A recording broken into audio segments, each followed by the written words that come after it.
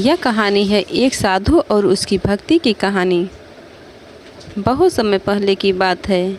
एक छोटे से गांव में एक साधु बाबा रहते थे। वे अपनी साधना में लीन रहते और कभी किसी से कुछ नहीं लेते। गांव वाले उन्हें भक्त बाबा कहकर पुकारते थे।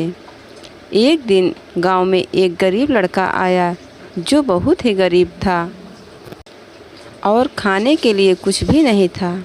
वह लड़का बाबा के पास गया और बोला, बाबा मुझे भूख लगी है, क्या आप मेरी मदद कर सकते हैं? साधु बाबा ने उसे ध्यान से देखा और कहा, बच्चे, जब तक तुम अपने मन से किसी को कुछ नहीं लेने का विचार नहीं छोड़ोगे तब तक तुम्हारी भक्ति सच्ची नहीं हो सकती। लड़का हैरान होकर सोचने लगा, अगर मेरे पास कुछ नहीं है तो मैं क्या दूं? फिर उसने अपनी एक छोटी सी गाय का दूध बाबा को दिया। बाबा ने दूध स्वीकार किया और अपनी साधना में लीन हो गए।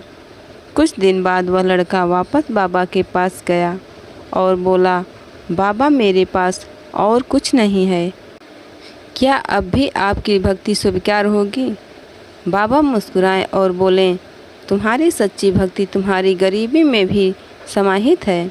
जब तुमने अपनी आखिरी संपत्ति को मेरे चरणों में अर्पित किया तब तुम्हारी भक्ति सच्ची हो गई। कुछ ही दिन बाद गांव में अचानक आंधी और बारिश आई, लेकिन बाबा ने कभी भी अपनी साधना से विचलित नहीं हुए। लड़के ने देखा और उसने महसूस किया कि जब भक्ति सच्ची हो तो कोई भी परिस्थिति उसे कमज़ोर नहीं कर सकती।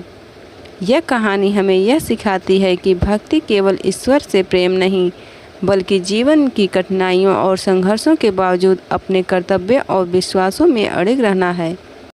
भक्ति एक इमोशनल अनुभव है जो हमें अपने भीतर की शक्ति को पहचानने में मदद करता है।